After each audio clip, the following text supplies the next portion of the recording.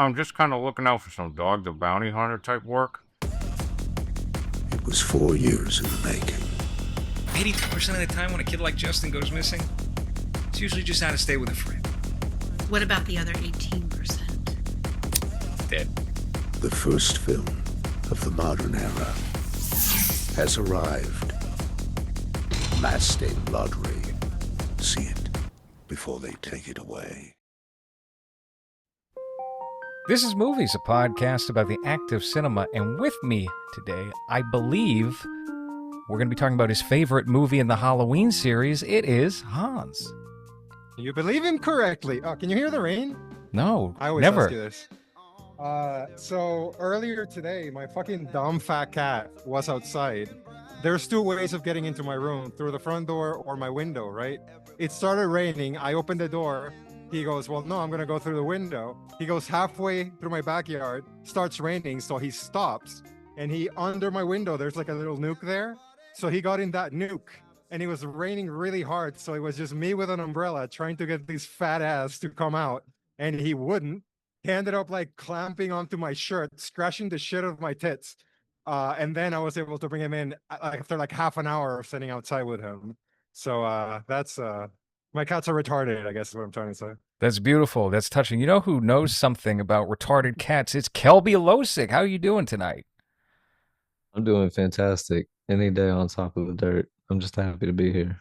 Well, first of all, I want to say congratulations. You got a new book coming out next month, right? Yeah, in just a couple of weeks. Okay, well, let's plug that while we're still like 2 minutes into the show so people can think about it for the rest of the show. And depending on your appearance and the quality of your appearance, they may go visit that website where they can buy the book or not. For sure, for sure. You can pre-order the next great American Western, neo-Western noir at kelpylosec.bigcartel.com.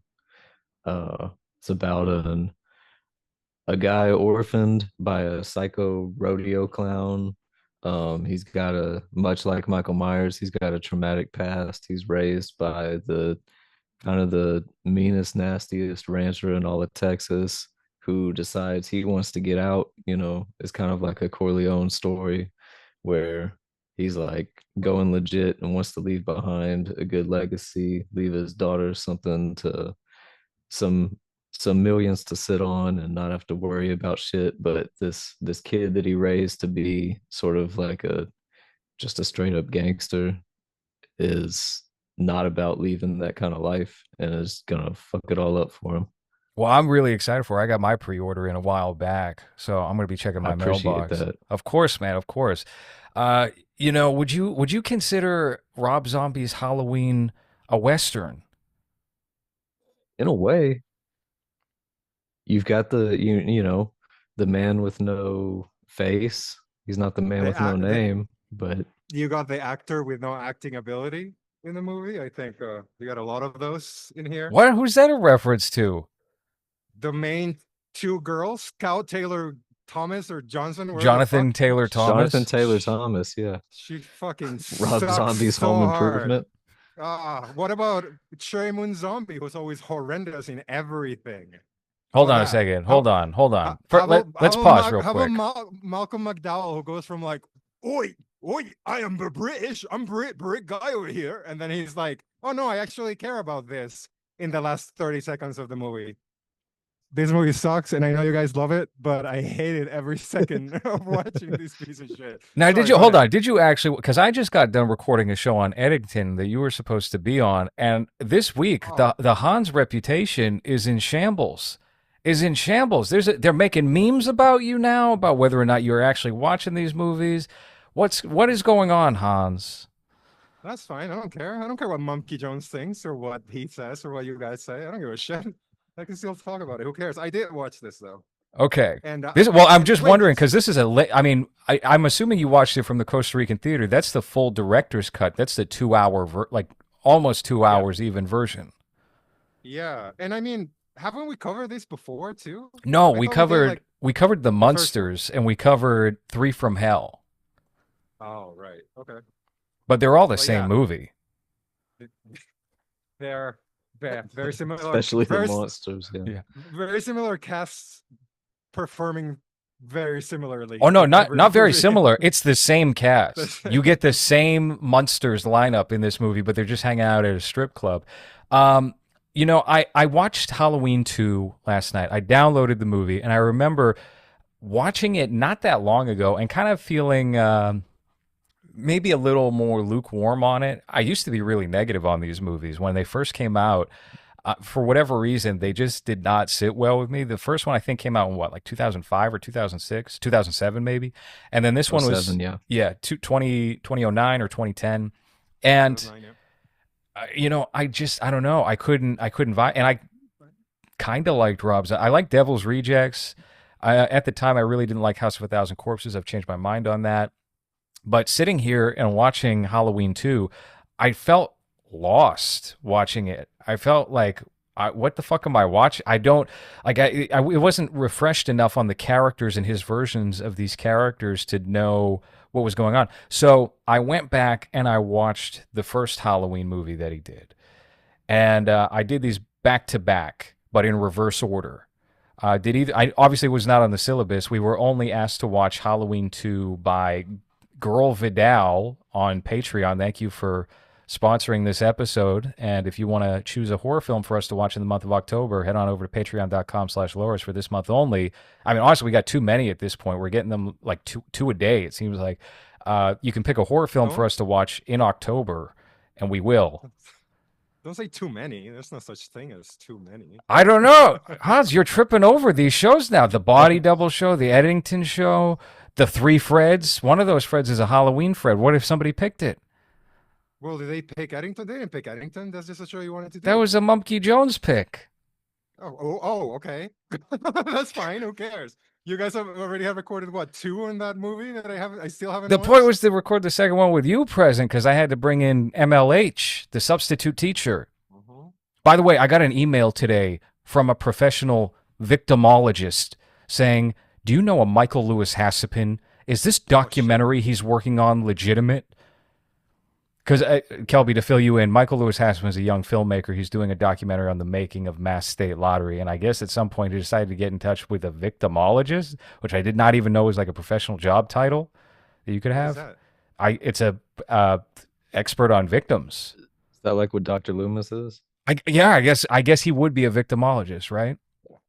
Wait, Yeah. Michael Lewis has a pin, Michael Myers, It's all coming together. They're victimologist. kind of similar, honestly. The one in this movie, little Michael Myers Haddonfield. Yeah, that's true. Little Michael Myers is similar to. with the What Kiss is shirt. Haddonfield? Where's Yes, Haddonfield supposed to be? Is that Maryland? Is that Philadelphia? Is Delaware. that Is that no? It's not. It's Delaware? Chicago. Oh. So there's a lot of overlap there. Did either of you guys watch the first Halloween movie in preparation for this one? I Uh, sped through it a little bit. I watched clips and then I did the whole like Wikipedia plot recap just to kind of get caught back up to speed before Halloween 2. And I wanted to watch Halloween 2, the theatrical and director's cut back to back, but ended up just watching the director's cut. Okay, good. We all watched the same version. I guess they're pretty different in terms of the ending. The ending I read was actually significantly different, but I don't know if I've ever watched the theatrical cut, maybe when it was on like USA or something, but the ending of it is not coming to mind. Kelby, what is your general sentiment about Rob Zombie as a filmmaker? It used to be so back in the day when he was operating in the zeitgeist of everything was Monster Energy and new metal and uh I mean you also just had classics dropping like No Country for Old Men and There Will Be Blood like a everything was just a lot better back when these movies were dropping. So when these came out, I was kind of like, eh. I liked Devil's Rejects a lot. I always loved Devil's Rejects, but for the most part, Rob Zombie was just um, sort of like C tier to me. And now I've grown a great fondness for his shit. Every time I've gone back in the past, I don't know, like 4 to 5 years when I've gone back to his shit, I'm like, holy shit, I really fuck with this. Uh, and I think a lot of that is the nostalgia for that Monster Energy, early Michael Bay sort of era. Do you like that he makes Michael Myers look exactly like himself? I always thought it was Rob Zombie back in the day, like before I paid any kind of attention to who was actually cast in these things or read credits or talked about movies, so pretended to know what I was talking about. I was just like, yeah, doesn't Rob Zombie play Michael Myers? Like, Well, he's standing next to his wife the whole movie. Yeah. His wife is his mom. Something interesting there. Yeah, no, I mean, when I think it's just like it would often get criticized for being like white trash. I would see this on horror movie message boards. Is they always criticized the first Halloween movie for being too white trash. They made Michael Myers in the background, less John Hughes family and more trailer park. But going back, I kind of like that. I don't necessarily like it as like the Michael Myers, as the definitive Michael Myers backstory or whatever, right? Although I'm not that attached to it anyway. This series of slasher films is not really my favorite. It probably, if I really had to think about like the big four, Nightmare on Elm Street, Friday the 13th, Halloween, Texas Chainsaw, I probably have like the least reverence for any of the movies in this series. And in fact, I like the ones that take the biggest swings, like the David Gordon Green ones. I Mm. really enjoy and are my favorite. But I do not mind Rob Zombie giving his impression of what that family would be like, with his mom being a stripper and William Forsythe being this like crippled, collect disability, stay at home, horrible fuck that's just like nasty all the time. I like all of that actually, and I like the fact that you get a solid hour almost of just young Michael Myers in the first movie and seeing where that's going to lead into things. And watching the two back to back, the first movie I think is a hell of a lot better than the second movie. But I appreciated some aspects of the second movie here that are just like very big swing adventurous with the choice of how he directed it, and it doesn't really always land. It kind of feels like there's some shots where you get like people in weird masks and you're in like an Alice in Wonderland place. I kind of like that, but at the same time, it also feels like a MySpace Girls web page or something. You know, um, I don't It's know. like It's like trying to do something that's not in his wheelhouse felt like to me. When he's trying to go with this like psychological messaging or like, oh, what is he actually seeing his mom or is she just in his imagination? And I don't think he's the guy to do stuff like that.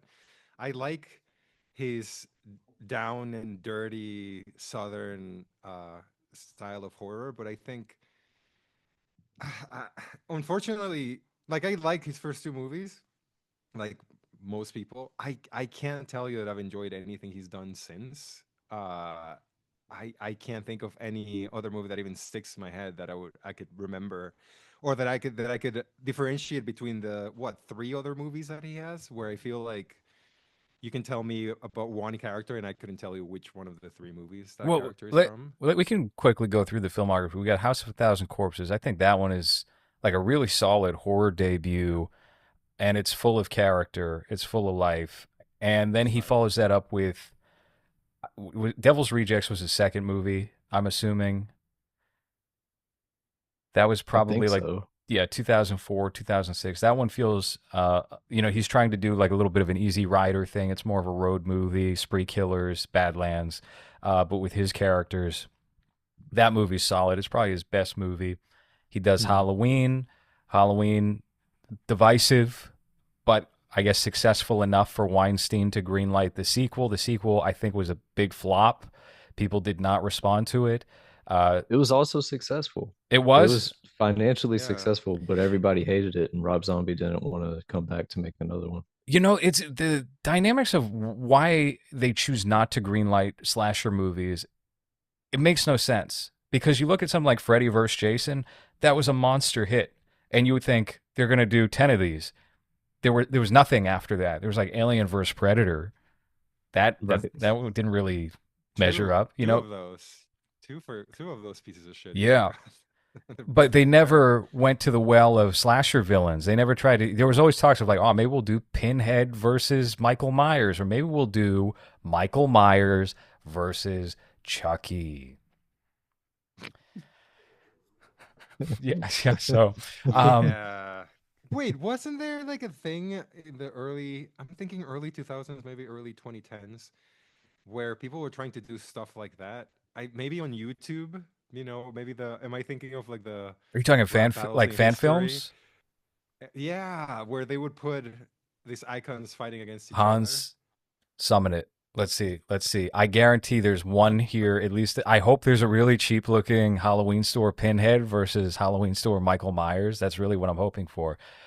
There was a script that was floated around called Helloween that was supposed to be because Dimension Films own Pinhead and they own Michael Myers, but I don't think that really ever got off the ground. Actually, you know what? I believe there was a poll that they put out on some official website that was like, "Do you want these two to fight?" And the majority voted no. That doesn't make any So, sense well, you could to make me. sense of it. On paper, Freddie and Jason don't really make sense. One's in Ohio, one's in New Jersey. That didn't stop them. I guess yeah, that's Jason Dream, right? He's A retarded. retard versus a pedophile. If The you were perfect given a matchup. too good, if you were given a too good to resist offer to direct some kind of slasher versus slasher, which ones would you go with?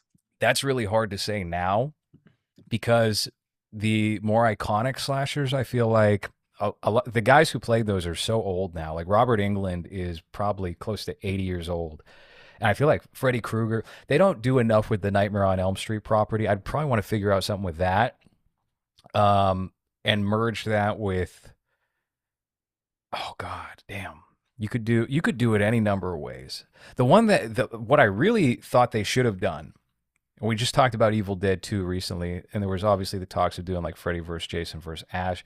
I think the one that was so obviously right there and they missed it, and yeah, it would have been complicated to figure out the geography of it, is Freddy versus Jason versus Leatherface. Because they were all owned Mm. by the same company. They had just like rebooted it. Leatherface is like distinct enough to not be like the other two. So you're not running into the same problem as like Jason and Michael Myers. I would probably want to do something like that. But I like some of these new modern slasher villains too. Like it took me a while to warm up to Art the Clown. I kind of like Art, but he's getting a little oversaturated now. I don't know. Do you have an answer for that, Kelby? I don't know, Leprechaun versus Blackula. bro. That's it. Would you have to go to the hood for that one? Yeah, of course. Yes, Yeah. the Where do you only think Blackula leprechaun I lives? acknowledge is Leprechaun in the Hood. It's the only one I've Bro, seen, I think, of the Leprechaun series. I saw the original joint with Jennifer Aniston, but besides that, it's just the Hood double feature. I think that's a more fun matchup is X plus the Hood. That has been underutilized. We only got Leprechaun, right? I think that was the only one. That and what Tales from the Hood, right? That was like an anthology thing they Tales did. Tales from the Hood. You never had Jason in the Hood. No, that was the next stop. They could have Well, done that in the that's 90s and it would have been so fun. well, you have that a little bit with Jason New York, right? Jason, yeah, no, you're right. Well, Jason Takes Manhattan could have had more of that if he like got dropped off in the Bronx, if he got dropped off in Harlem. That could have been Hmm. Jason Takes Harlem. Yeah, That could have been really yeah, I fun. don't. But no, when he goes to Times Square, he gets like, punk rock bike jerks who are trying to like, ruin his fun. What do y'all think of all the punk rockers coming back and like the oi punk UK shit? And I just saw the preview for it's based on a book that I have, Caught Stealing, Oh that yeah. new Requiem for a Dream Dude joint, and then there was like one of the Spider-Man movies my kids were watching had this British punk rock Spider-Man. I'm like, what the Oh fuck is yeah, going on with I yeah, don't yeah. know any punks. Is this a thing now? Spider Punk. That's the character. I think That's he's like it. a punk singer or something, or a guitar player or some shit. Yeah, and he's a black British Spider-Man Wow, punk. I didn't know there was two Black Spider-Man. I Too many, if you ask me. guess. Yeah, I don't know.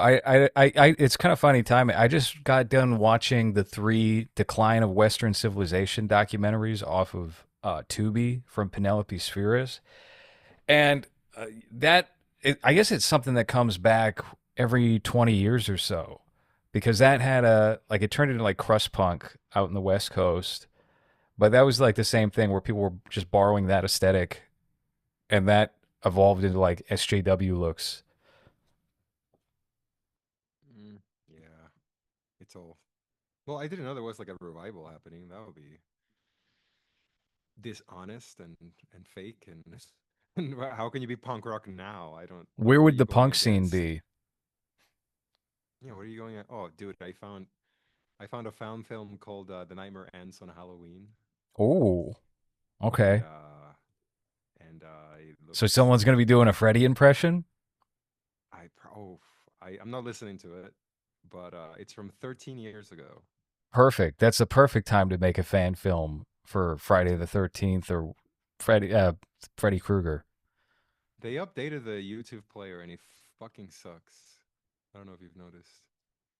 Okay, here we go. Okay, we're taking a look at this patreon.com/lowres if you'd like to watch this with us. This might be a future Civic TV episode. Your Wi-Fi's warming up here. Okay. What the fuck was this? Can you hear it? Yeah, it's a little loud. Oh, really? I can't Just a hear it at tad. all.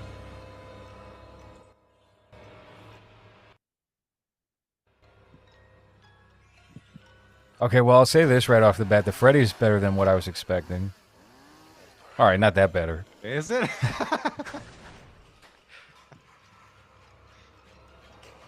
So, Kelby, this is the movie I wanted to make. When has Leatherface ever laughed like that? Never. Well, no, Maybe not in even when he Texas was. Chainsaw Massacre 2. But even when he was trans, he wasn't laughing like that, right? That's my favorite Texas Chainsaw Massacre, by the way. The Te- McConaughey one. Texas Chainsaw Massacre. That is the Texas Does McConaughey. Pinhead Chainsaw. have tits?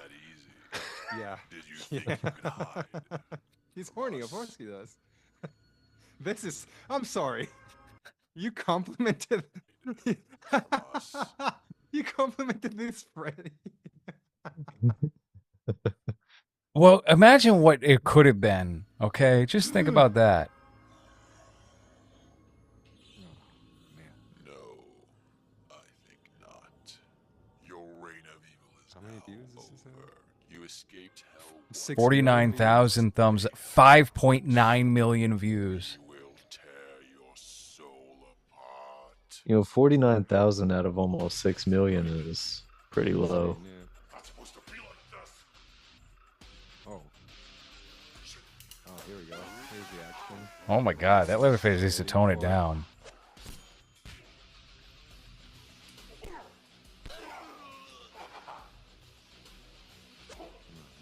This is from Blinky Productions, which I actually remember from back in the day. It was like a superhero fan film director. What are they up to now? Let's see. Well, check to see if the merch shop is still open. There's one link in the bio there. Honestly, 13 years ago, that was what, 2012? So this would have been impressive to people in 2012. Well, enough for 6 million views, I guess, right? Yeah, I you can suppose get. so. We can't see the tab, unfortunately. It's can't? just a big Oh, gray block. sorry about that. But we get the cool new metal playing anyway. Give it enough. Is it- Lindsay's Oh, sexy Lindsay's sauce. sexy sauce. All right. Yeah, I don't know what the fuck. That's on their page.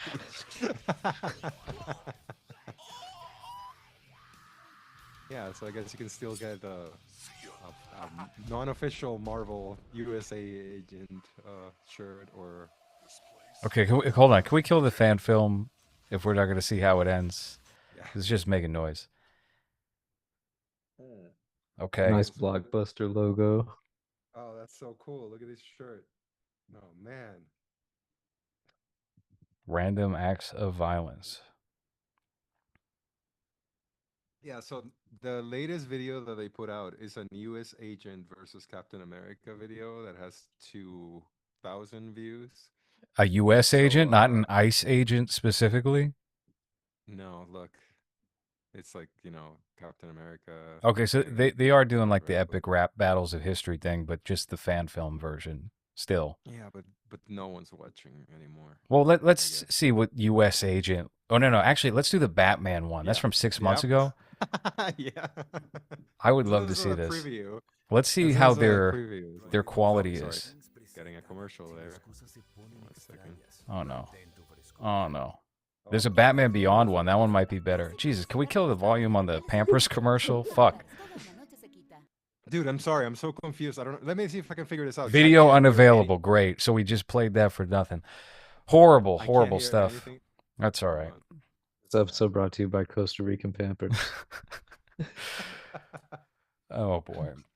You know, something that I remember being in development around the time of Halloween 2, which actually now makes sense when you tell me that it was successful, was they were going to do Halloween 3 in this timeline without Rob Zombie, and he was going to be a producer. So it was going to be like what they did to Tim Burton with Batman Forever, which is we want what you did, but we don't want you. We're trying to go in a different direction.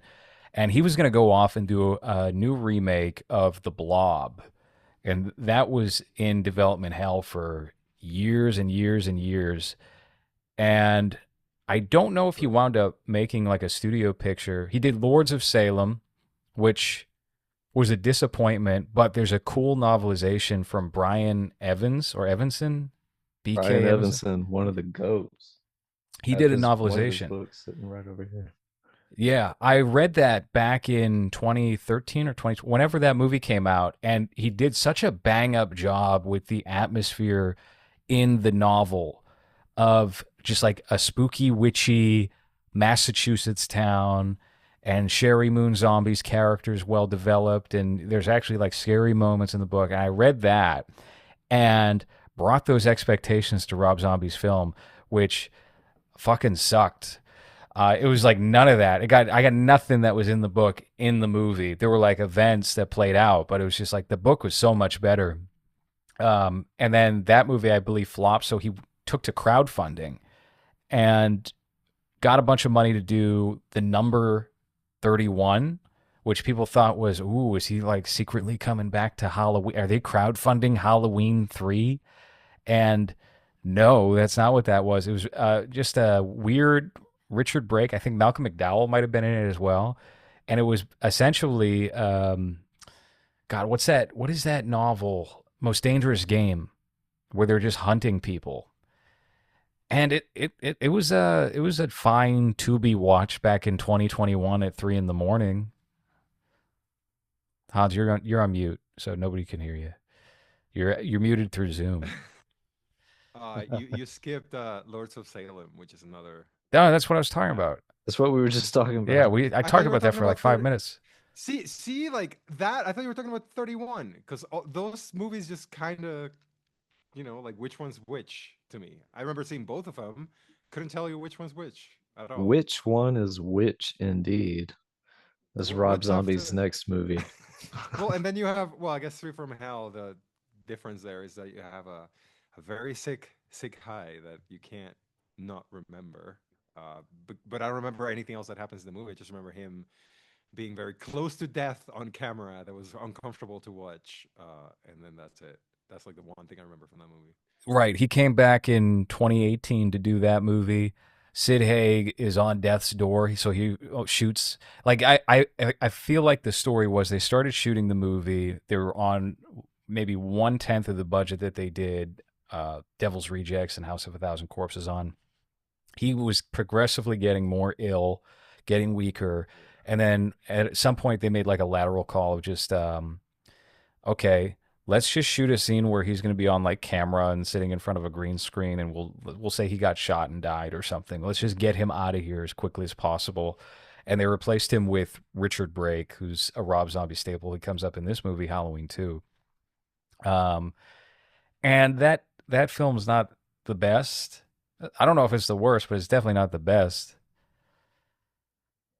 I never saw anything past Halloween too. Well, you're not missing anything, honestly. Oh That's man. yeah, that's That's just fucked up to put him on camera when he looks like that. When he's so close to just being gone, it's just like just hide him. Like why do you we're gonna remember him like this? Like this is the Would you have Jesus. preferred he be in the clown makeup? I mean, I would have preferred that he's not in it. I think it's like the same thing that happened with the newest Final Destination movie where they put the Oh, scene. that one's way more egregious in my opinion. Obviously, they had better makeup and lighting and everything, but Yeah. Tony Todd, the Oh difference yeah. there is much more stark. Well, in this one, they didn't even shave his face, right? So he looks more homeless and more fucked up. At least with Tawny Todd, he looks clean. As much as like the shirt that he's wearing is obviously a couple of sizes too big for him because he's Yeah. so skinny. Uh, but I think when you see what he looks like, what Sid Haig looks like in this movie, uh, it's just especially because I think all of his scenes are shot separate from the main three evil people, right? So like, After a point. So the opening of that movie, you have him and Bill Moseley together, and I think they're going to be executed, right? They're going to execute all of them, and then they do pull him aside and they shoot some green screen shit. Yeah, that looks so bad. He looks so cancer. Damn. that is rough. Yeah, I mean, from Horrible. this to this, Yeah. yeah. When he popped up on screen, I was like, oh, is that? Oh, shit. Okay, and that was his last movie, I think, before he Mm-hmm. obviously. Yeah, that got put out But posthumous. It almost yeah. does feel like abuse to even be inclusive with people that close to death's door. It's Well, like, hey, because we got them in the movie. Oh no, why? you're using them for nostalgia for the audience, right? To connect with, hey, remember this person that used to look a lot healthier? How about we look at them as they're close to death in their new movie? We pretend that they're not though, because in this whole thing, I don't know if you guys have seen the latest Final Destination movie, but he just plays his character straight, like there's nothing wrong with him. He's just, Well, you can't have oh no, death dying. I'm just overly skinny over here. I'm just sitting on the chair because I can't stand up, but that's normal. It's very obvious, and I think it's pretty gross. Well, what I mean, listen, I understand that perspective. I kind of agree with it, but at the same time, they took the role for a reason, either because they needed the money, and especially needing the Oh money when you're in yeah, poor health, right? You can't dismiss that, especially with somebody like Sid Haig, who probably isn't getting a whole lot of just regular roles. Like it's always going to be schlocky, Night of the Living Dead yeah, 3D type shit. And then Tony Todd is probably better off. But you would have to assume maybe they're taking it as like a distraction to just forget for a second that they're dying, that they're miserably dying. It probably doesn't work because then you show up to set and you look like that, and yeah. And yikes. everyone's treating you differently. Everyone's like, oh, don't worry, I you don't just have to. I just ask they don't look like that when they show up to set, you know. Black Panther Yeah, had cancer and he was Yeah, fucking jacked. he he had kept his mouth abs. shut. Yeah, just just get ripped with your cancer. What the fuck? If I Hans, had hold on. cancer, Yeah, go go ahead. ahead. No, go ahead. No, believe me, finish your point.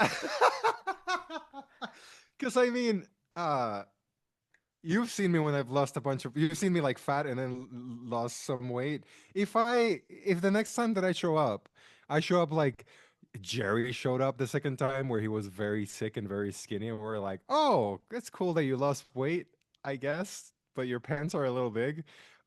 Yeah, I don't know if it 4 months was later, he's in the hospital for a month getting his colon removed or something. I don't know. yeah, I still don't know what the hell was yeah, going on there. his intestine His or something was intestines too had to be big. pulled out and put back in. That's Yeah, right. yeah, yeah. I had to Damn, clean those are them with long water. enough to wrap around the earth, is what I Yeah, heard in yeah. Yep. first grade. They had to pull them out and clean them with dish soap and then push them back in. Like a baby duck they just pulled out of the Yeah, toxic pond. yeah, yeah. That's just his skin. No, but I if I was dying of cancer, will you fly me in to have like a farewell? That's like a It would be like that's the like end a of The Apprentice. You remember that movie when he brings in Roy Cohn? yeah, Yeah, I give you like a fake gold ring or something, and then steal it off your corpse later on at the funeral. It'd be something like that, probably. yeah. I was Like a gonna say, shitty. would you prefer Tony Todd situation where it's like they show up and it's a full on role, or James Vanderbeek situation where you get a pre record video of someone who's like a literal Ooh. ghost at that point? Oh. Fuck. Well, uh, the biggest difference there is that James Vanderbeek. I mean, he did record a video, so it wasn't live, so he didn't feel the love from his fans, right? Tony Todd is just showing up, and everyone just feels sorry for him on set. So I don't know. I don't know which one. I mean, but at least you're shooting something, right? So that's everyone's gonna remember that you look that skinny before you died forever. James Vanderbeek, I don't think like if they were shooting a like a Fuller House, but with Dawson's Creek. So I guess it would be like, Well, that was what that was supposed to be. It's not filmed, but it was going to be a live performance of like the Lost episode or something. oh, I thought it was just like they were just reading an episode, or I didn't know I there was well, like. I think it. Well, I don't think they were reading it. I think they were going to perform it, but it was like a script, and there was no like production involved, but it was going to be acted out. Yeah, I think I prefer the Tawny Todd thing because at least with Tawny Todd, like you're showing up on set, and sure, maybe the crew feels sorry for you because you look like that and you're close to death, and then you die, and people see you like that. But with James Vanderbeek, who's supposed to be this heartthrob or was this heartthrob, right? And he's been reduced to being played on a projector at a venue that doesn't look that big to a bunch of Dawson's Creek fans who are not under 40 in that theater. And the whole thing that you're doing is just a video where you look like Gumby. I think that one's definitely worse.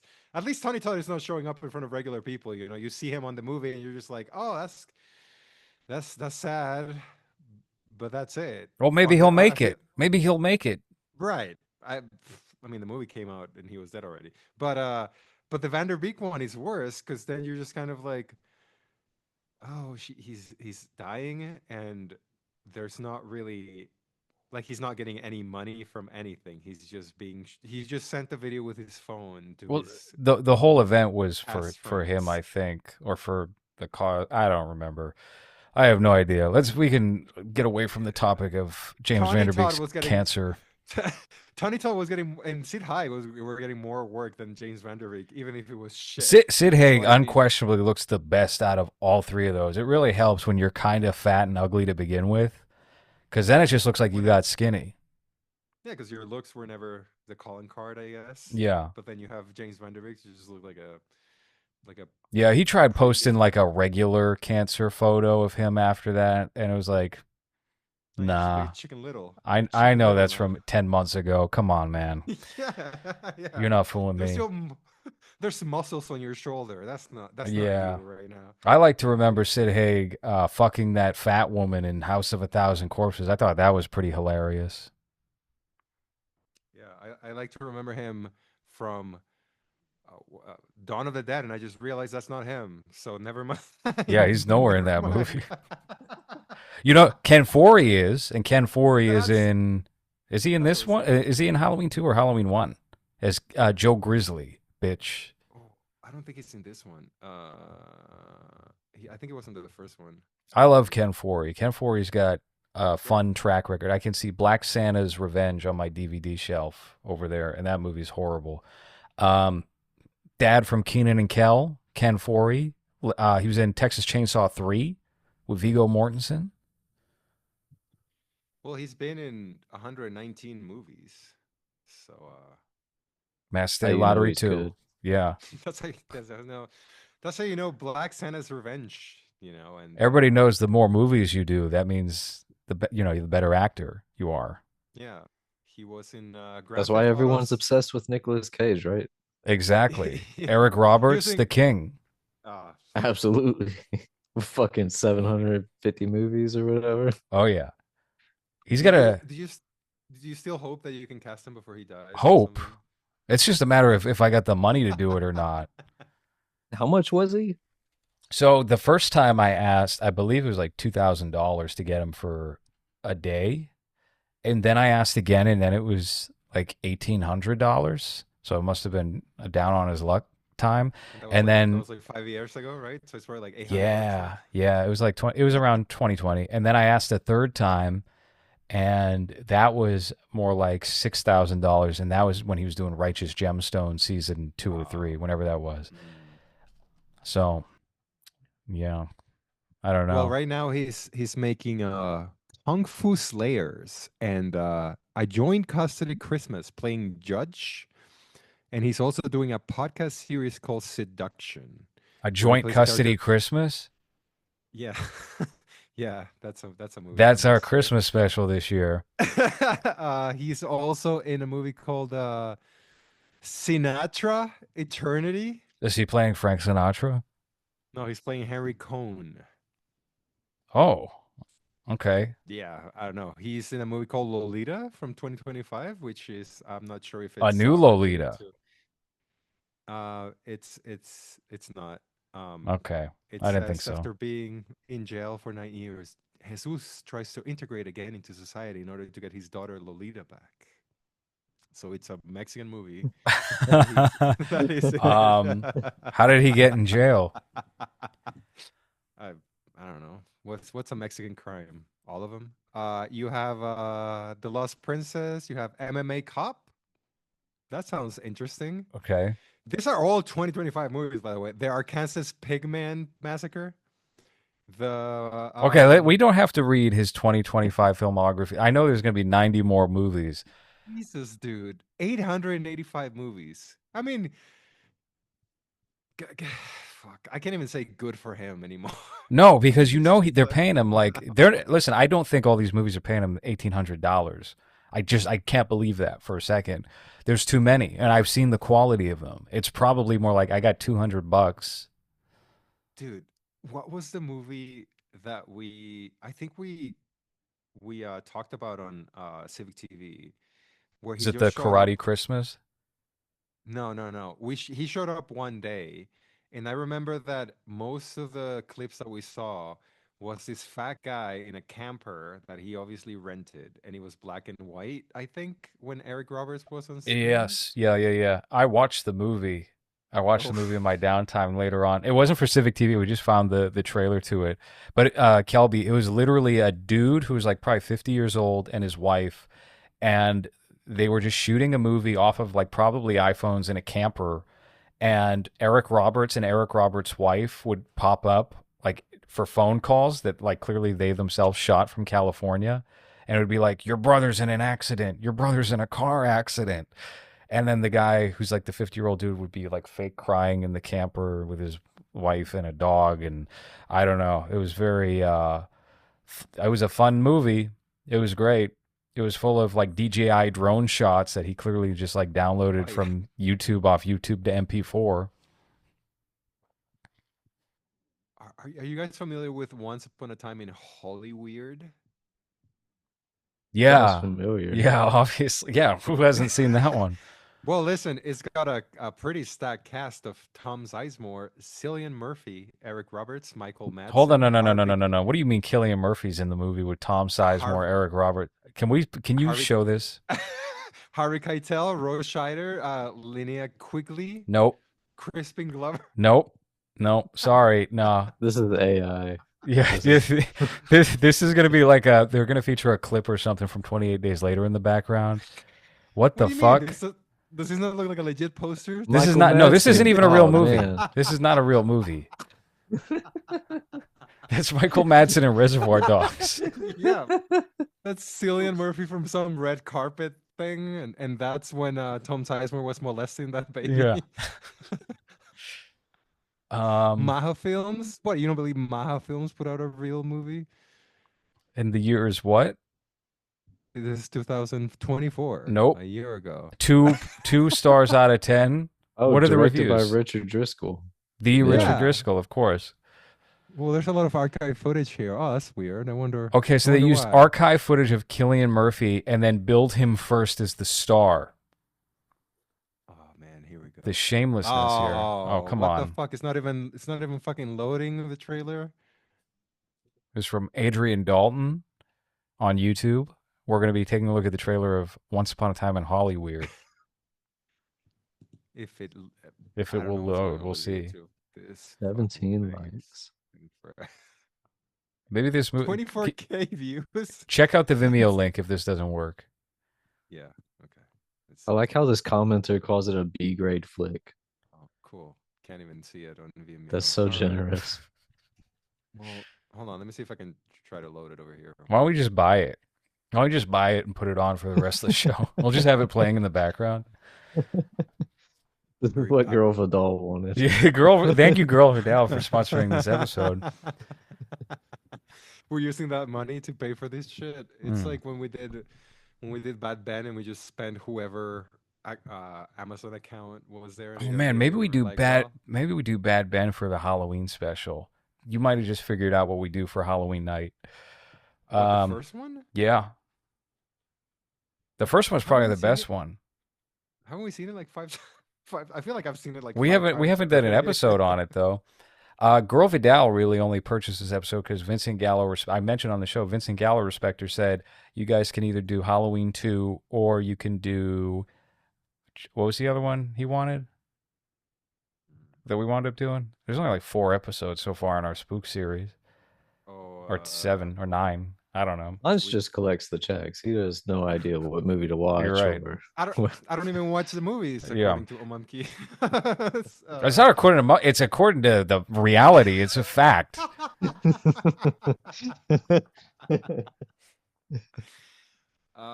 I'm still trying to load that fucking trailer. I'm very interested to see what this Once Upon a Time in Hollywood is, but I don't know. YouTube updated their player, and it's not loading on any of my browsers anymore. I don't know. What the Well, fuck. that's all right. Well, we'll get there eventually. I don't know. The only Rob Zombie film before we get back to Halloween 2 that we didn't really talk about was The Munsters. And we did a show on The Munsters. And I remember we talked about how the trailer dropped in 2022 and it was like the worst professional film trailer you could ever see. Like it looked like it was unfinished.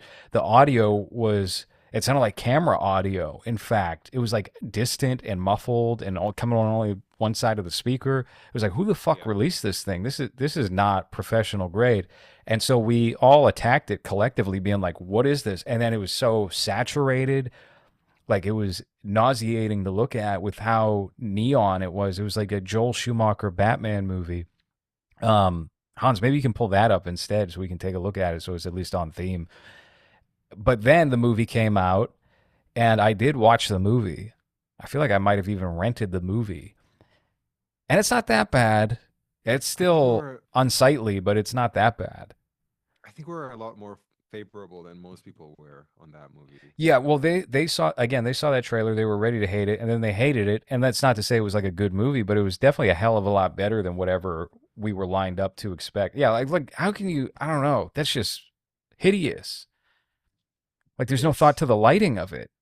There's no use of shadows at all for like this type of over the top makeup and color, and I It think has like a Tyler the Creator music video look to it. that's like the coolest thing you could ever compare this to, Kelby.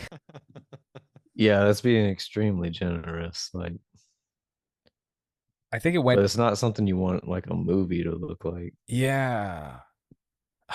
I don't know. And I believe it was successful enough for them to be like, all right, we're going to do Munsters 2. But then that just never happened. Was it? I think so. Wasn't he just thrown on stream? Yeah, it was. I believe Netflix bought it Oh. and put it out. So whatever you got for box office, I don't think that's going to. I mean, the theaters weren't even like fully opened yet again. 2022? Yeah, because I had to get into the Batman with a little piece of paper that I made up with my printer. Oh yeah, your fake vaccine card. Yeah, they were gonna kneel on my Yeah. neck if I didn't have my vaccine ready to go at the movie Dude, theater. I remember seeing the Batman in the movie theater, and there was like you couldn't sit next to anyone, so I would be sitting here, and then the next person would be on the row in front, but one seat to the side or whatever, because I guess the regulations that didn't make any sense. So the movie theater allowed like maybe 20 people to go in, and that's it, just because of the distance that you were supposed to keep. And so just now with like 2025 brain, so fucking stupid that This would have been perfect to note on the Eddington show we just recorded, by the way. Yeah. Kelby, what did you think of It's, Eddington? I loved it. I just recently watched it. Um, I thought it was absolutely insane. Sort of an anxiety ride, the in the similar vein to like Uncut Gems. Um, I love how weird and off the rails it gets at the end. I know a lot of people in our Uh, circle were kind of like, "Oh, that's where it cops out and, it oh man, becomes the I still have centrist movie or whatever." I still have like an hour and a half to go. Fuck. I'm really liking it. I think I'm liking this better than Boys Afraid, which I still haven't seen sober. Like I was a little intoxicated and a little some substances when I watched that the first time, so it felt more like an anxiety trip than anything else.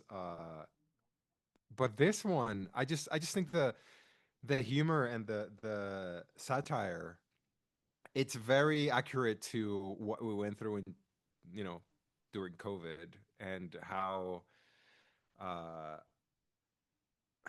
I would say left leaning people lost their mind and nothing they were saying was making any sense. And I feel like this guy, at least for the hour and a half that I've seen, portrayed it very accurately and pretty in a pretty funny way without really like I don't think there's many jokes in the movie. It's just a lot of just like, well, this is how it actually was. Can you believe how stupid this shit is and that people were believing it and falling for it? Like the whole young people BLM thing with like the black cop. Um, I mean, I'm Mm. liking so far. I don't know where it goes, but so far I feel like when it comes to his movies, I don't know if this is the one that I've like enjoyed the most so far, even though I haven't finished.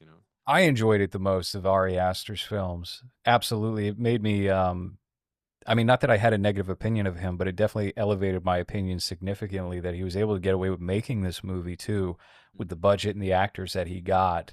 And yeah, there's a little bit of both sidesism to the film, but I like it didn't affect anything for me. I think it's a terrific movie, and the last third reminds me of an S. Craig Zoller film, so I can't be mad at that. Yeah, it does What go a bit dragged across concrete at the end. Hmm. what was Absolutely. the budget for that movie? Because I'm trying to compare it to One Battle After Another, which apparently lost them $100 million. That Well, they got piece of shit. just $250 million to go to break even. I yeah, I'm happy it's a Oh, failure. it's Eddington was 25 million and it only made 13, so I guess it's a failure. But I mean, it's only 25 million. Oh You're no. not spending 130 million like on one battle after another, even though it just like I guess it just goes to the contracts because you don't really see 100 and whatever million on I think it was screen mostly at all. DiCaprio. Most of that money went to paying Twitter bots to attack LowRes for his opinions. Yeah. I subscribe to that theory. I mean, they all had Palestine flags and letterbox links in their bio. Every single one of them. Well, how dare you? Letterbox link in bio is crazy. How dare you criticize the looks of this woman when you don't even say that she's ugly. You just say, "Oh, oh, kind of need a Just need a warning before she shows heads up. up. Hey, give me a heads up before a dumb head shows up on the screen," and that was enough for everyone to turn on you and I make yeah, I you was early. deactivate your account. I was early with that because then, later on, after like the hype settled down the next week, that's when people really started coming out against the movie, and then they were fine. Like Filthy Armenian wound up in some article for The Guardian because of his take, and it was like, where the fuck's my article? I just Yeah. endured all this abuse for a week. They're making fun of my hairline. I don't get an article.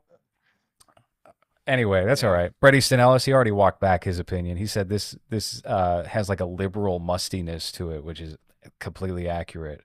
Wait, he walked And it back? Why he, is he such a yeah, bitch? Why has he become such since COVID? I feel like as soon as COVID started, my opinion on him is just gone. Like I can't pay attention to like I was a huge fan of his or like his writing. Like I used to I guess in my 20s really liked American Psycho and Less Than Zero and like that's I guess his early series of books. But I feel like he's just so old and irrelevant and just I I don't think he's irrelevant. His new book was good. The Oh, the Shards. Shards was amazing. Yeah. Yeah. The Shards I thought was a real fantastic return to form for him. Because I mean, I read some of those later books like Imperial Bedrooms, and yeah, I had the same impression, Hans. I was like, God damn, this dude fell off. what happened. Um, Yeah. but I don't know. I actually haven't listened to the episode. I'm going off of what somebody said on X, so maybe it's not the case. Maybe it's probably much more nuanced than that. I can't imagine he suddenly developed a liking for the movie, but it sounded like he walked it back on the new episode because of people writing articles on his opinion, which I mean, he should be thrilled about that. Yeah, where are the articles about how Elena Haim is horrendous to look at? Right? Where's Yeah. your where's your take on that? Where's your interview? Wow.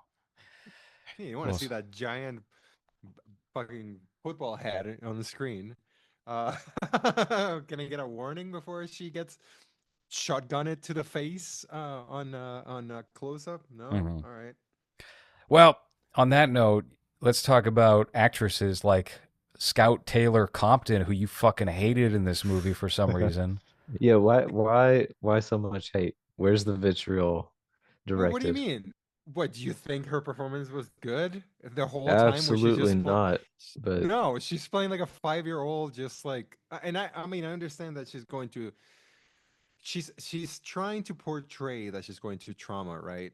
But when she goes from having a night terror and then the next scene she's like, fuck you, oh, I want to party and get drunk and bleh. It's just like, what the fuck is this, the character that I'm supposed to be following and caring for? Like the whole movie I was just waiting for her and Annie to get killed, just because I was like, I hate her. Like I hate her character and like her whole thing and like her whole like I'm a victim so I can just say whatever the fuck or get away with But shitty behavior. that's how a lot of victims do Yeah. wind up going, you know? And I feel nothing but hate toward, towards them too, because it's just like, deal with your shit. Like why am I having to deal with your trauma when you're not even dealing with it? And I think like her whole character in this movie was just, going from one thing to the other, from like either I'm traumatized or I don't care about anything anymore, and it never really matched what I guess the character was supposed to do, and it didn't also match her acting abilities, because I just think she's horrendous in this. Like I don't believe anything I she don't. Okay, says. here's the thing. I wouldn't say that she's a bad actress, but there are things that this role requires, and it's not just this movie. It's actually the first movie too, that do not feel organic to the actress, and she doesn't land it. So there's problems there. I don't. I didn't mind her It, generally speaking. it's just, I have a, maybe it's my like non, like my English not my first language thing, but whenever someone curses and it sounds like, oh, this is just not something that you do regularly, it really sticks out. And whenever she would just be like, what the fuck, it's just like, what are no, you? that is not an English is not my first language issue. No, Okay, definitely not. it's just a The bad actress. the honestly, this rewatch, I was like, oh man, the profanity is Forced. cringy. Yeah. At the same time, like Yeah. I still really like this movie. I think because the same way like Rob Zombie, I don't know if I would consider Rob Zombie new metal. I'm not as big into his music as I'm not as familiar with his music as I am with his movies. But that trailer trash stupid Yeah. sincerity is just so endearing that like the writing is bad, the acting is bad, but the movie's great because it just feels it feels honest. I don't know. Mhm. Like it's visceral as shit. Like so back when first seeing the Rob Zombie Halloween movies, oh, my initial impression of them was this sucks. Like Michael Myers is supposed to be this supernatural entity that's just pure evil and mystery, and it's all about the tension and dread. and it's all about not knowing anything about him. And then Rob Zombie goes, "Here's his whole fucking backstory. We're gonna make a movie Yeah. about his childhood." Well, I think that's if you like the first movie. I think the first movie, it's the first Halloween is probably the only Halloween that I like. The John that I Carpenter am. first Halloween. Yes, the first one, just because it feels so different from everything that comes after it, and because it's still it feels different than anything else that's in the horror genre, because there's a lot of more like atmosphere and a lot of maybe not so much character development, but I feel like when it comes to early horror movies, this one doesn't depend on like violence. It doesn't depend on like the horror character being larger than life type of thing, and instead it's just kind of like a zombie that is just a mindless killing machine, and I like that. But I can't tell you that I like any of the sequels that come after that movie.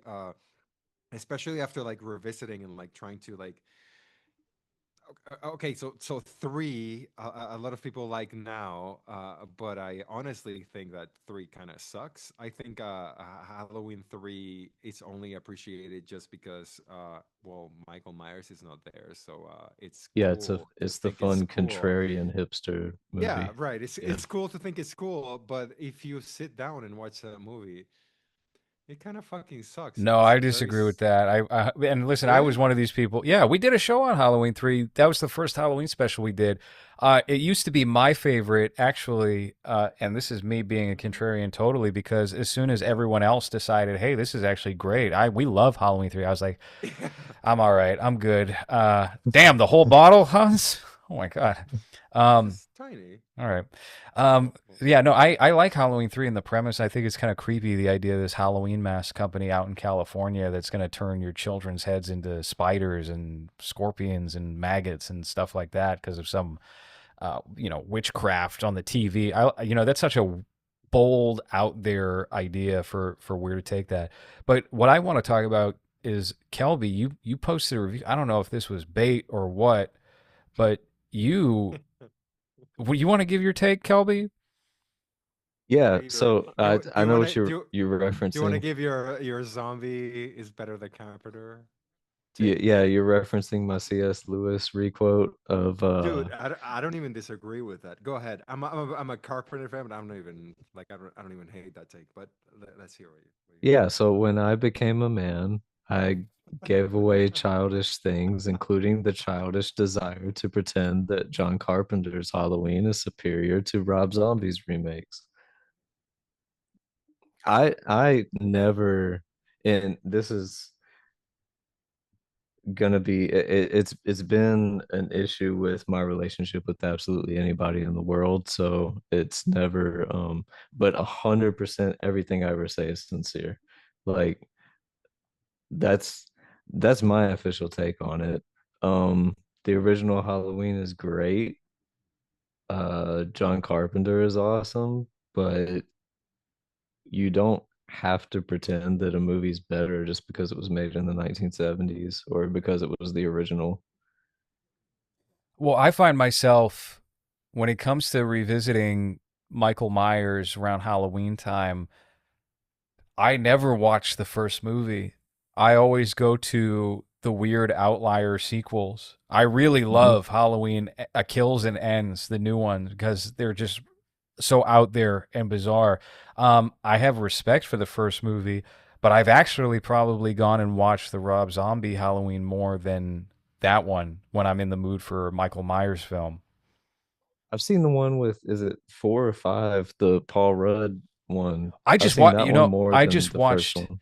The Curse of Michael Myers last night. There's two versions of this film. There's the one that was released that was my actual introduction to Michael Myers because we got it on pay-per-view when I was a kid back in 1995, and I watched it that way. But there was a mythical producer's cut of the movie, and it was called Halloween 666, and it was apparently very different. It tied in more of like the cult conspiracy vibes of the Thorn cult and all that.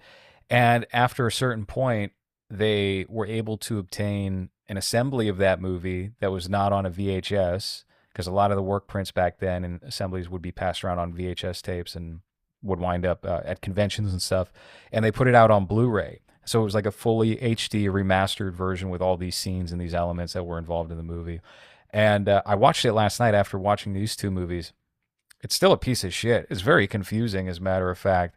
But I don't know. I found it interesting that when these series go on long enough, they try to like outthink the principal concept of, okay, it's a man in a mask stabbing people. And they get really adventurous and bold and try and make it something more than that. All these series wind up doing that. Like Nightmare on Elm Street, I guess you could say it's Freddy's Dead, where they bring in like Roseanne Barr and Tom Arnold, and there's like the every town has an Elm Street element. Or you could say it's New Nightmare, where they do Scream before Scream with Jason. It's Jason Goes to Hell, and his brain or his heart or whatever is pure evil and contagious, and if you eat it, then you evolve into Jason. And Goes to then, space too, right? It's the well, one they villain that that's goes always to the space. last They resort. all go to space. That's Leprechaun where in we've space. run out of Well, ideas. We have nowhere else to go but up. well, Jason's the only one that's gone to space, right? And worked. No, I'm, Leprechaun went to space. Pinhead Leprechaun went to went to space. Yep. Yeah, There's a Leprechaun in space movie that I haven't seen. It's What the it's is fourth called that? one. Leprechaun in Space that Hans hasn't Oh seen. shit! All Yep. right, What? well, I guess I got a Leprechaun movie to watch. It's honestly the worst one. Leprechaun in Space is the worst one. They go to the hood after space, and that is a Well, success. would you say that Jason X is the worst Jason movie? No, I think Jason X actually works the best out of any of those space horror movies. Yeah, probably the best one. Um, Hellraiser, it was Bloodline, right? Yeah. Where it's a historical Hellraiser, but at the same time, it takes place on a spaceship. So They could have done Hmm. Final Destination in space so easy. Oh yeah. Well, I've never yeah, seen that's a. just called Apollo 13. Yeah. Yeah. I've never seen a Hellraiser. I don't think I've ever even seen like the first Hellraiser movie. I feel like Hellraiser has always been just like, well, this is perverted and disgusting, and I've never, never Well, seen it's any of Uncle them. Frank in the first Yeah, Hellraiser, and he's a sexual deviant or something. He's with, yeah, then they tear his flesh off. I don't know. It's just evil gay guy stuff in those movies. right. Well, you just literally half an hour ago you were like, does he have nipples? So I mean, you've watched more than one Pinhead movie, I'm sure, right? Hmm. So I mean, Well, I've seen. See, here's the thing. I watched like some of the random sequels, like Bloodline, when I was like 10 years old, and it was on like Sci-Fi Channel or something. So I like passively watched it. I don't have much of a memory of them. I do have the first movie on my shelf because Clive Barker directed that. I thought it was interesting that the yeah, author directed his own movie with no directing experience. It's a very James Franco move. Um, yep. My and then plan with Texas T. that would be awesome, though. That would be much cooler. Do you No, think it shows? if I got the funding, I would just throw it to you. Be like, you got Count this, me. bro. Hey, you want Hans to star? We can get a discount here. I think right now. Absolutely. Okay. Hans in blackface, that's what's gonna happen. I'm not opposed to it. Do you think this hmm, sorry, I lost it. Never mind. Go ahead. I thought you were having an emotional moment. That's all right. He was getting into character. Yeah, I was getting an emotional like pinhead moment. I've never seen any of like I've seen half of the They're. first I don't movie. think they're really good. They No, do. They they do suck. interesting stuff. Some of it is interesting, but it's really not my taste. It's a little too much. Well, I watched the re Oh man, the Hulu remake. I is forgot that is about that a that. remake or a Yeah, reboot or what is it's a in that remake that doesn't do shit with the actual book. That Mhm. doesn't do anything with the IP. That was Um, horrendous. I forgot all about it. Female Pinhead. Yeah, horrible. Anyway, so Scout Taylor Compton, I kind of like her. She's all right. Danielle Harris, they bring her Why is she back killed? from Halloween Why is she 4. killed? Can you guys explain to me why was she killed off screen, even though we're supposed to care about her character, and then she's just bloody all of a sudden? That was an interesting choice. I like there's a couple of it's sort of like Rob Zombie was trying to experiment with style with this because they told him, "Hey, do whatever you want with Michael Myers. You know, you're not beholden to whatever." And sometimes he was just showing up to direct a Halloween movie, and sometimes he was showing up to be like, you know what, I'm gonna just fuck around and see what I can do with, because there's elements of Lords of Salem in this that only happen for like one scene. And then there's like the weird stylistic flourishes of like the off-screen kill of what was your character's name? Annie? Annie, yeah. Or um and then the like sort of still frame way Oh that man, Lori is shot down. I was like, Well, what the there, end is was there's this? there's an the end in was confusing because like there's like a freeze frame thing, yep, right, where which is she's getting apparently shot. different from the theatrical cut. I believe in the theatrical cut she just gets away, right? But Yeah. But it she's makes no killed. sense that she's getting shot, right? Because Michael's dead, and then she's standing on top of his body, and then she just gets Yeah, but killed this by is like, this is like the A cab ending, where it's like, oh yeah, of course the right? cops would gun down this Of unarmed course, you woman. get random cop guy that I've never seen on screen shooting this character. Okay, Yeah, and he's Yeah. not even shown on screen. It's just no, he just goes, "Stop shooting. Stop it's shooting." cop. Hey, cop showed up after he murdered someone. Okay, I cool. think it was the cop that killed George Floyd that shot Laurie Strode. Yeah, Derek. What's his name? It's Derek Derek Chauvin. Yeah. Chauvin. Yeah. Mhm.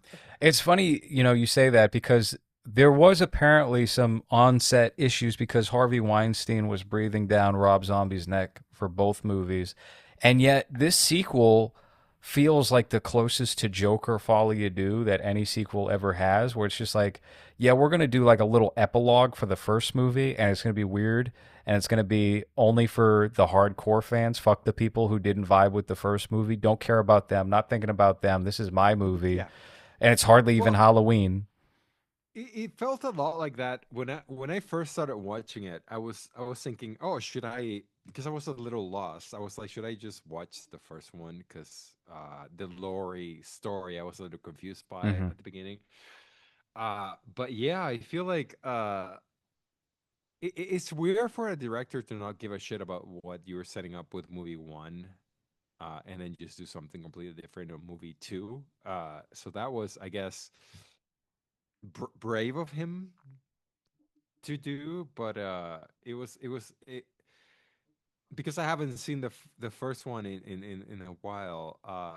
I kind of wish that I did what you did when you watched the first one after the second one, just because I for the first half an hour I was kind of lost as to what was going on. I couldn't remember that the Scout Taylor Thompson character was even Laurie, because she doesn't act like Laurie Strode at all. So I feel like if I had watched the first one, okay, never mind. Maybe I'm thinking No, maybe I would have liked. I think that would have been the case. It would have filled in certain context, so you're not like as lost. Yeah, Absolutely, because that's how I felt, and I've seen these movies before, but it's been a little bit. yeah. Um, Because it depends a lot of like your knowledge of like the previous movie. yeah. Well, it basically directly picks right up from that and continues on, and the characterization of like Loomis in this movie, I remember, was also contentious because he becomes this like huckster. I'm trying to sell books, okay? Yeah.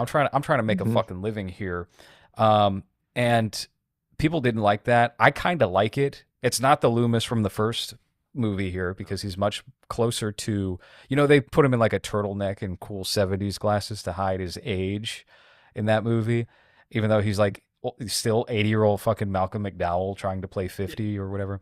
I still like that. I liked all of it. I liked his characterization. I like it here too, where he's on Chris Hardwick's horrible talk show with Weird Al and they're just Uh, fucking humiliating him. remember Chris Hardwick? What is he up to now? He's still around. Here's what I Is he? remember. I remember posting a screenshot of, what was it, Up Late at Midnight, of him with like horrible bags under his eyes, and I was like, "What happened here?" And then he messaged me immediately and was like, "So you're saying I look like shit, huh?" I was like, "How did you even find this post?" But I mean, will you not expect Chris Hardwick to do that? Anytime I call a celebrity ugly, Chris Hardwick, Alana Haim, Yeah. yeah, But let's talk about your hairline right now. Is that It's what? crazy he's not too busy with all his talking shows to even acknowledge I know. I the thought he was post he filming goes. that at that time because it was playing on TV. I was like, oh, I guess they shoot these earlier in the day, huh? But yeah, that I mean, he has a cameo here. He did start out in House of a Thousand Corpses. Was he like? I think he was chubby in that. I can't. I remember seeing him early on, and he's got like a big fat round pumpkin face, and I can't remember if it's for that movie or if it was a couple years before that. But Bring up on the Costa Rican Google yeah, I was hoping you would do that, Hans, chubby instead of Chris just Hardwick. marinating on That whether was or your not he was cue. fat. Well, Chris Hardwick shows up on House of a Thousand Corpses. I remember that. Yeah, I think he's the lead male of the. Well, he doesn't survive, but of the kids who wind up going to the ranch or wherever the fuck it is. Because I mostly remember just him having like a double chin and long hair, right? In the movie. According And I was to like, oh, that's a weird Chris Hardwick look. according to AI, he was considered chubby in his youth when he had an alcohol problem.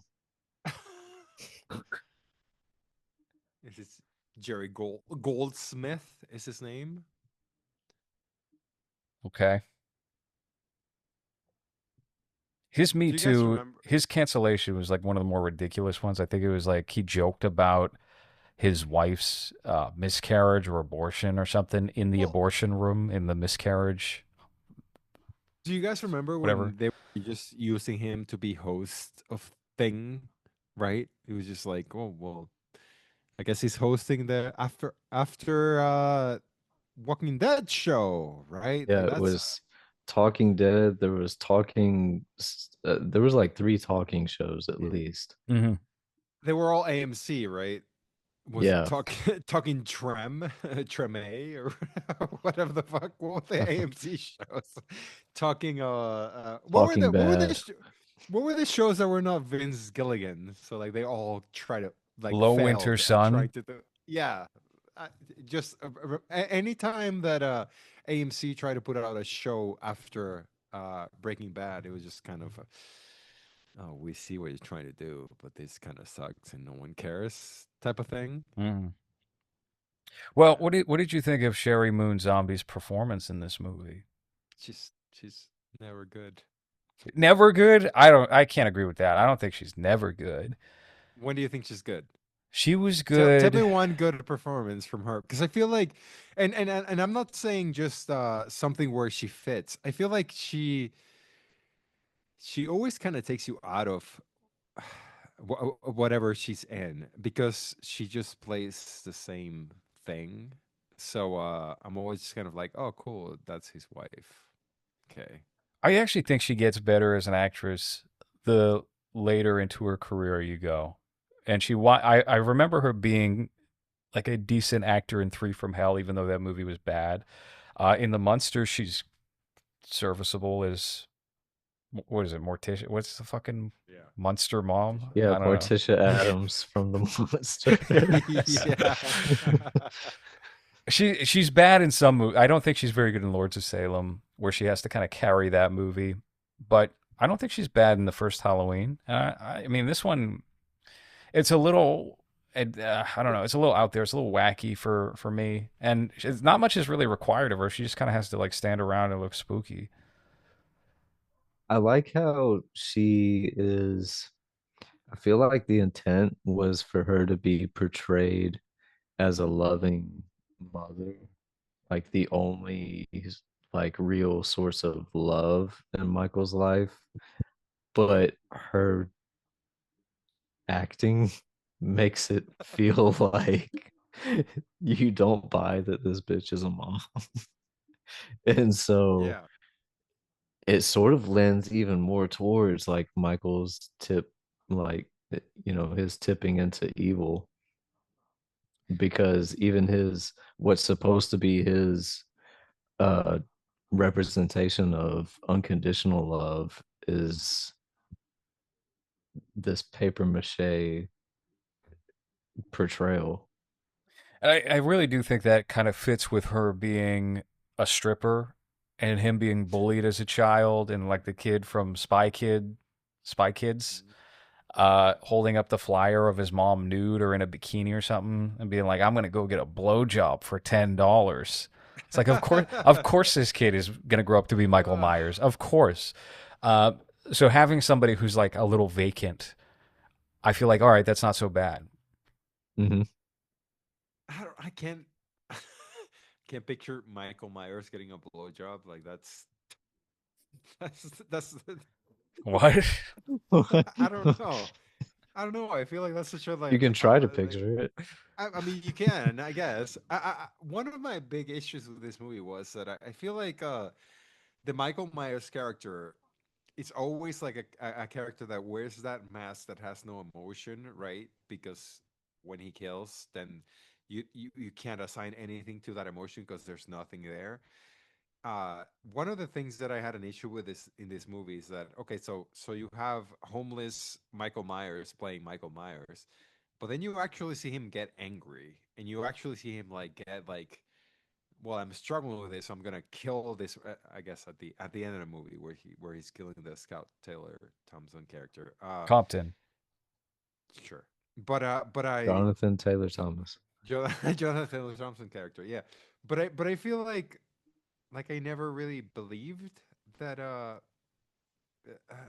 the character would do that. I don't know. It's weird. It's like a weird Michael Myers where you're just trying to figure out if he fits with all the 8 7 movies that came before it. And I don't know. It just didn't really work for me when we were trying to find a reason why he's killing. And like.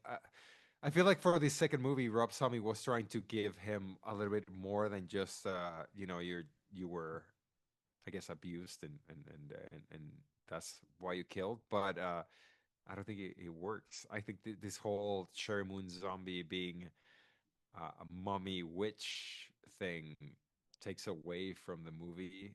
And then when you see the Michael Myers actual character, person, guy that looks homeless like Rob Zombie, and then he gets upset as this Scout Taylor, Jonathan Taylor Thomas girl. That was a little off-putting to me because I mean I'm supposed to believe that Michael Myers just feels nothing and he's just like killing machine, right? But I feel like for this, Rob Zombie tried to give him a little bit more depth and didn't didn't really work. I think it works in the first movie. In this movie, Maybe. it's a little much, and I think your perspective would be probably a bit more generous if you would watch the first movie as a Maybe. refresher before this, because I think it just works again the same way like Joker 2 does as an epilogue. It kind of just feels like this extra chapter where he's wrapping up, he's kind of ruining the characters. He's kind of driving these characters into the ground, Mhm. and it feels intentional. Like fuck the Laurie Strode character. She's going to be a whiny, spoiled PTSD little brat. Good. Fuck Loomis. He's going to be this horrible, like merchant character that doesn't give a shit about anything that was endured in the first movie. Mhm. And fuck Michael Myers too. We're going to have him talk. He's going to say die. We're going to hear him groaning a lot. He's going to be going ah, ow, and stuff. You know, it's like everything that you would want from the bog standard Halloween film. He makes a point of going completely opposite of that.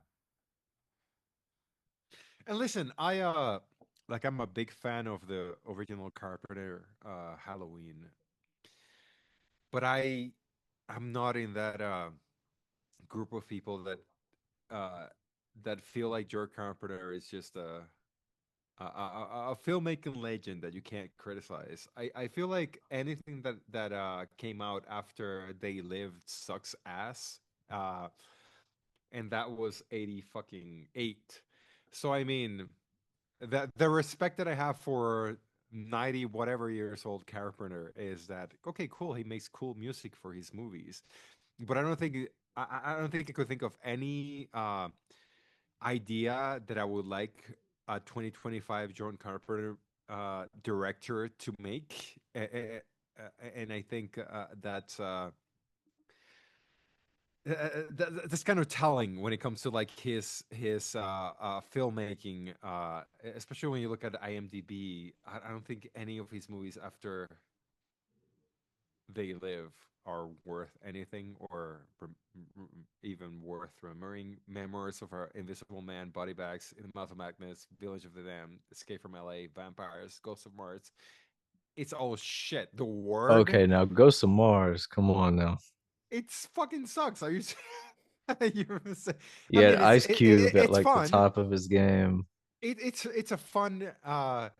It happens in a bar movie, but is this really what you on your October, every time October comes around, or you're like, hell yeah, let's watch Ghosts of Mars with my friends? I don't think there's anyone in the world that would want to do that. So I mean, there's a lot of reverence for Jordan Carpenter when it comes to like his early career, and I mean I get it. You know, it's 1978, you're making Halloween.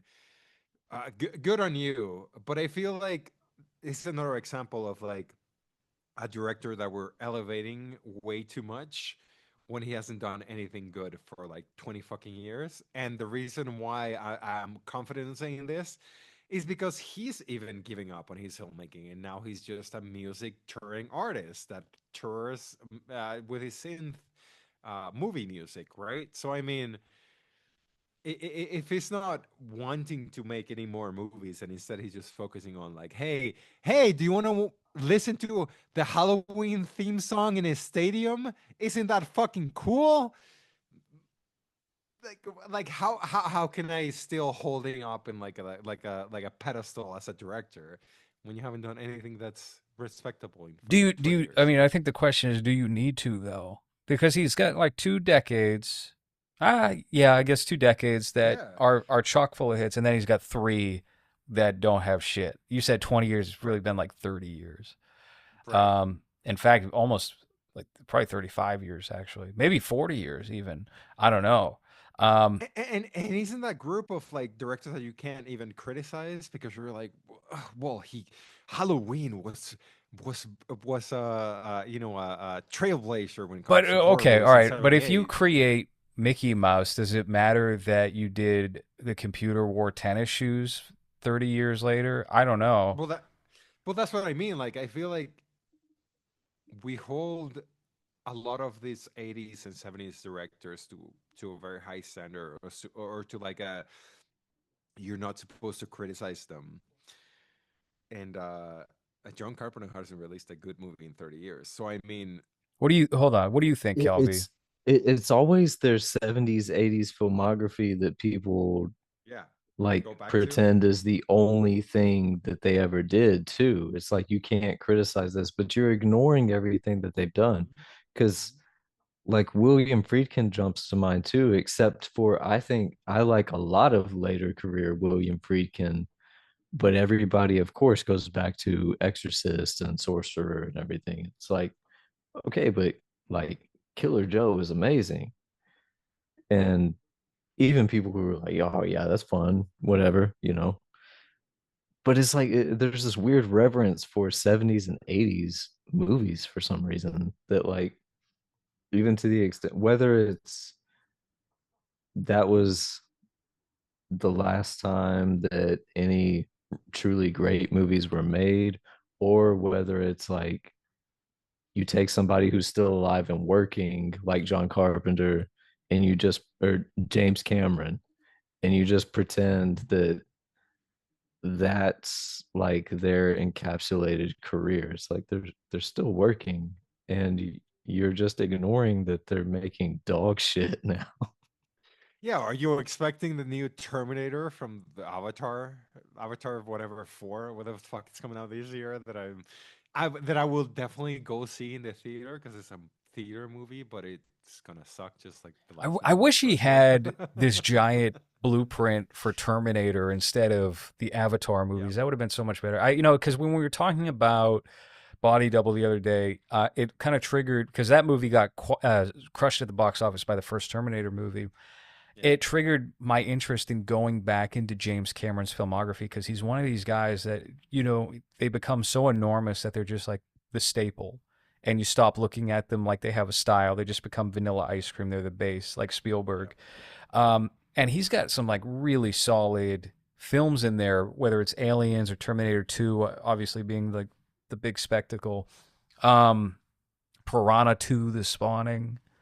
You get all these movies. I don't know. I think it's a shame that he's got like the next 50 years. He'll be 140 years old by the time Avatar wraps up. He'll probably have his fucking son take over or something like they did with Battle Royale. He's And the it LeBron sucks. James of filmmaking. Oh, dude, and it Yeah. sucks too. Like, there's no depth to any of these movies at all. Like, you can, I mean, it shouldn't take you a whole multiple years to make these movies, I guess. And I guess the main issue is like the visual aspect of them because I can't imagine anyone spending more than 2 weeks to write an Avatar script. Just because I've seen the movies and I've seen what happens in the movies, and you just kind of expect it. That's what But it's all frustrates me about that is like this is a clearly very talented, very smart guy, and it's been misdirected into yeah. the flattest thing imaginable. Like it's literally just for the sake of the spectacle. There, you're making carnival rides, and like, listen, there's an artistry to that, but you can't revisit it. You can't like. Is Well, anyone really looking forward to like where this unfolds itself? I don't know.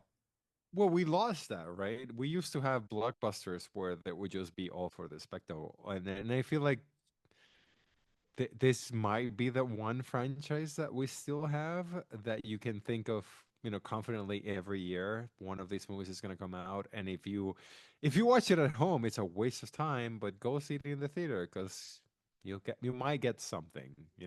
And I can't picture any other movie that kind of works like that in 2025. I think the problem with the Avatar movies is the characters, right? Yeah. Because you could have a very generic storyline, but if the characters are unique and relatable and charming, then you'll give a shit enough. But they don't have characters that work. Like the characters are Right. not interesting at all. And he wasn't somebody who was bad at doing characters. Aliens is full of great characters. Terminator 2, Well, it's limited, but those characters are all great, all four of them. Well, I feel like the characters on Avatar is just like, oh, he's a good dad, and aren't those good kids, and that's his good wife, and they all just do good things. Oh, and look at all these things coming at them, but they're a family, and they're good. Hmm. Yeah, I mean, So I, it's I not don't, really, I don't know if the rest matters as long as you have good characters, because you can look at like any movie and the plot of it, like it won't matter unless like the characters matter to you. yeah. Hmm. And I guess we're just getting this slop every year, and I'll be there. Just like Hopefully. Rob Zombie made us all care about Michael Myers and his traumatic childhood with his hot mom at the strip club. Do you think Rob Zombie can like succeeded with creating a art like an artistic representation of trauma? Ooh, that's not an easy answer because in some ways, yes, but the actress isn't really doing as good of a service to that as she probably should be.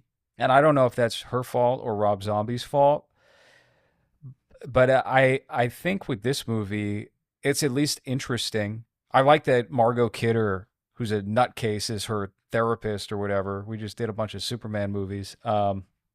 and she was the original Lois Lane. I don't know. I think what's portrayed it feels authentic enough. I just don't think it's 100%. But does it need to be for this movie? No. No. I think I think there's a lot of personal shit going into it almost. I like and I don't know anything about Rob Zombie the person, but like it feels so stupid that it feels sincere to me, which makes Well, it that's feel like which I don't draws me more into it, honestly. well, that's his appeal, I think, right? That's his movies. That's what brings me into watching his shit, I guess. Yeah, I It's don't. just He's like, not one of these guys where I'll give him a lifetime pass, but I show up every time. I've seen yeah. everything of his so far because it is always him. It's always that uniform that he's created. It's very clearly from his head. Well, I feel like he's one of the few directors from the early 2000s that found success that were not plugged in by major companies trying to direct a movie where they would not have any freedom. And I mean, sure, Disney was the monsters Disney or is that Warner? No, no, no. Universal, Universal Universal. Monsters. Okay. So they did get him for one of these franchises, one of these properties, right? But I feel like there's something about Rob Zombie's movies that kind of feel real or honest, or like at least he's trying to do something that's like weird enough in his own wheelhouse where even if it's shitty, you're kind of like, okay, well, we're trying something different, so fine. And I feel like that way about like Three from Hell, 31, Lords of Salem, where it's like, this might there's the reason why a studio was not willing to give you money for this, and that the movies are not the greatest or like not something that you would want to rewatch multiple times. But I feel like at least with Rob Zombie, I can appreciate and respect the fact that he sticks to his guns and it's like, well, if you're willing to give me something, you know what you're getting from me as a director, right? Like there's no surprises here. Like you know exactly the type of movie that you're going to get, and I feel like there's some strength when it comes to that. With a director that's so depending on his stylistic decisions, but at the same time, I like his first two movies, and I think everything else he's done kind of sucks. So I don't know how much I can give him from that. That's a compliment. Well, would you watch whatever? I would actually not mind if Yes. Rob Yeah. Zombie would tackle a different horror icon. I think after the Munsters, I guess, was a success for streaming. It's Universal. There's an opportunity there because I mean, what else is he up to? What is he doing? He's kind of vanished after that. I He would was like to with that see his Nightmare on Elm Hollywood Street. movie. He Oh was in that yeah. Hollywood movie, Did you ever right? play? By the way, Hans, somebody commented on the new episode that the episode went down abruptly because YouTube went down, which I think is the issue you ran into. YouTube, the platform, shut down while we were Wow. recording this podcast, which is very unusual. Well, they updated the player, but I have it over here. Do we want Not to sure try the how trailer much. again and then wrap up the show?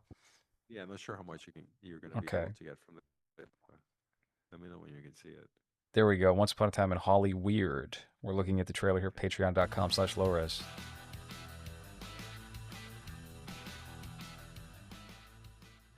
Ladies and gentlemen, this here is the story of one American badass and Hollywood's own living legend, Michael Madsen. Born in the heart of the Windy City in 1957. Okay, so they're A just murder showing Los mystery. Angeles. We got a bunch That's of shaky footage of By the 21st California. century, Madsen had Los carved his Angeles name Street, in the bright lights old of Tinseltown, carts. starring in The Natural, The Doors, Thelma and Aunt Louise, Free Willy, Species. It was like illegally obtained on-set footage Yep. of Once Upon a Time in Hollywood.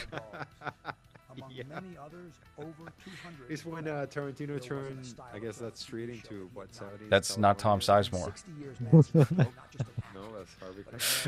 an icon, a bona fide B-movie sensation, and That's a Crispin name that set Glover. Are you tongues familiar wagging with him? all over the world. He even had a hot chili sauce named after him. But my friends, this ain't just about the fame and fortune. This is a tale of the road less traveled, of the grit Bill Cosby. and the grind that made Madsen who he is today. Get ready to embark on a wild ride into the heart of So I this guess this American Once Upon a Time in badass Hollywood is just Hollywood what, a icon, documentary Michael where Madsen. you don't interview anyone. It was shot on this. These are about the worst credit animations I've ever seen. It's like they shot this across the street from where I have my barber shop. And I had some footage of it, and oh, look, that guy's famous. Wow. Okay. Yeah. I'm All right. gonna Well, that listen. was not I'll be worth the honest. wait at all. Not at all. That fucking sucked. Everyone on the edge of their seat. They paid Just to see. Girl Vidal paid Just $75 to see this to see a this fat trailer. Tarantino be like, "Hey, show your toes." Okay. Well, we're gonna end it there. Halloween 2 is a mixed bag. I really don't know how I feel about it. I think I like it as much as I hate it. It kind of sounds like same deal with you, Kelby, and then Hans, you're just a hater. Yeah. I completely understand any opinion about Halloween 2. And mine personally is it's probably the Rob Zombie ones, either the first or second one, are the ones that I would go back to the most. Well, this was the perfect episode to bring you on for then, I think. Again, where do you want to direct people from here, Kelby? You can head on over to kelbylosack.bigcartel.com. You can pre-order the next great American novel. You can go to patreon.com/agitator. You can find episodes featuring LowRes and Hans. We had y'all on for an exclusive Omega Fish Core preview. By the way, I might have something for that finally. We'll Ooh. see. We'll Finally see. coming Yeah. out. Yeah. Finally something there. Yeah. I got something partially done, an episode or two. I don't know. We'll see what happens. It's something's gonna happen with it though. I will say that. And I got something else cooking for next month that I'm really excited about. That's gonna be really cool to announce. Hopefully soon. I did the Thanksgiving special of Agitator 2 years ago for Meatball Machine. Meatball Machine, that's right. What a film that was. That was And Sonatine, which turned out to be one of my favorite movies of all time. awesome. I'm so glad to hear that. Takeshi Kitano's a favorite of mine. I just saw him in Battle Royale for the 25th anniversary. They were screening it with a little introduction by the director's son. That was terrific. Yes, we should do another Thanksgiving special. No pressure, but maybe Absolutely, it's coming up. It's about that time again. it is. It is. All right, Kelby, thank you so much for coming on the show and talking about Rob Zombie's Halloween and Halloween 2. That has been movies for this week. Thank you for listening.